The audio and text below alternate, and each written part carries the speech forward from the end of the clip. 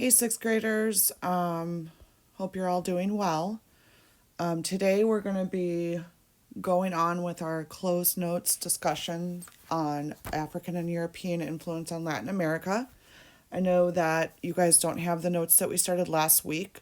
So what my plan is after I go through each of these sections, I'll share this with you, the slides on Google Classroom, and you can use these. So after this presentation today, these will be posted to you in Classroom, and you will be expected to take a short quiz just on this section of this chapter or of this lesson.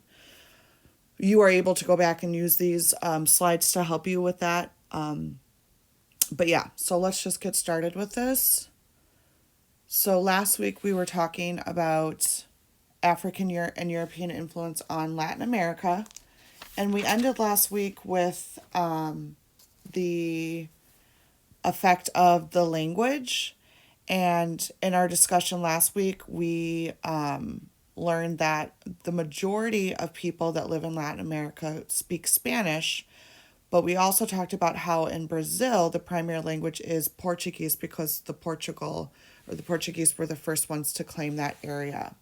So today we're going to talk about religion, and we're going to start talking about the African influence. So we'll begin discussing today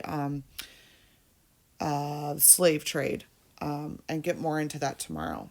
But let's just get through these slides right now. So the first section is religion and Catholicism. So during the 16th and 17th centuries, Roman Catholicism was the main religion on the Iberian Peninsula. You guys remember that peninsula is that little strip that was in between Mexico and South America. When the Europeans came to Latin America, the Spanish and Portuguese settlers spread the Catholic religion to the indigenous peoples. When the Europeans came over to settle in Latin America, they also brought with them their religion, which was Catholic, and that spread to the indigenous people. And yes, I said that right.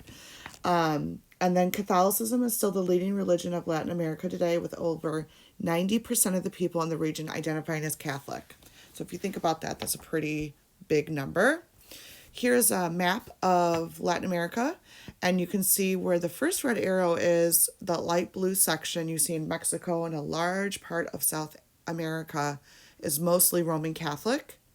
And then the arrow on the bottom is showing you this light purple area, which is tribal religions and Christian religions. So those are the two main groups that are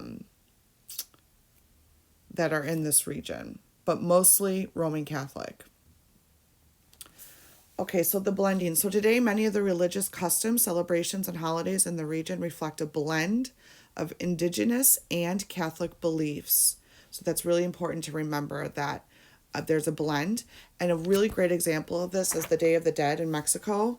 And that blends Aztec beliefs from the Aztec native tribe about the afterlife with the Catholic All Saints Day, which we celebrated earlier, very beginning of the school year, I think it was. So that's just an example of how the two have blended.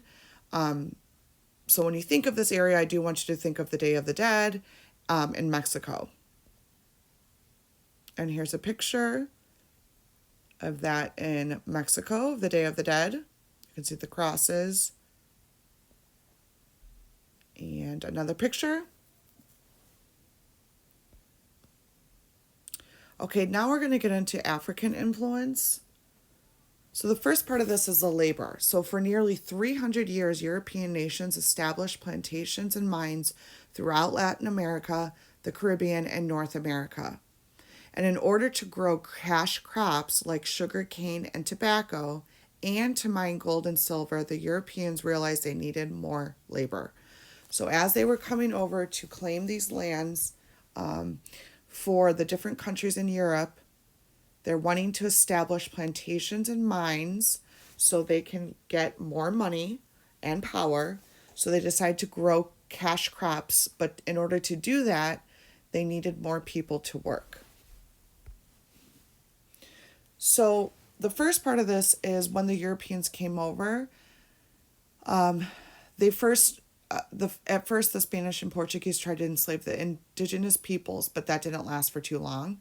And the reason it didn't last so long that they couldn't enslave a lot of them was that these indigenous people lacked immunity to European diseases. And because they lacked that immunity, when they caught a disease, a large portion of that population died.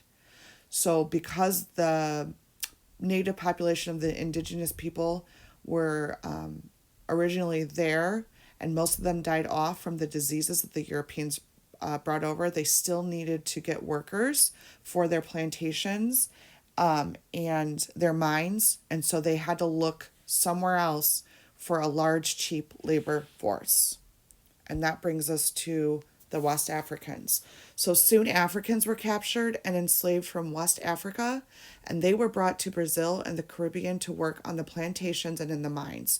So after a big portion of the indigenous people population had died, the Europeans looked to Africa and they started enslaving Africans. And because Europe and Africa had been trading for so long, West Africans were immune to many of the European diseases. So, because they had been trading, they had been exposed to these European diseases, and because they were exposed to it, they grew up immunity to it, and so they could survive these European diseases. Here's a map of the African slave trade. You can see on the west side of Africa there, the big portion of purple, you can see a majority is going to North America, to the East Coast. And then you can see a big part of that is going directly to Latin America, Brazil, and to the different areas that we've been talking about. They were also being traded up to Europe, so by Great Britain and Spain, and throughout, you can see Rome and parts of Asia over there. So that's going to bring us to the end of our discussion today. Oh, here's a picture of a sugarcane plantation in the Caribbean. So you can see the white plantation owner and then the Africans working on the plantation. So that's going to be the end of our discussion today on this. Tomorrow we will be discussing the triangular trade and how slavery expanded. We'll also be ending our lesson on this lesson of Latin America. So I will post these slides onto Google Classroom, and then you will also need to complete a Google short quiz and send that back to me. If you have any questions, guys, please don't hesitate to email me. I'm available to help you guys.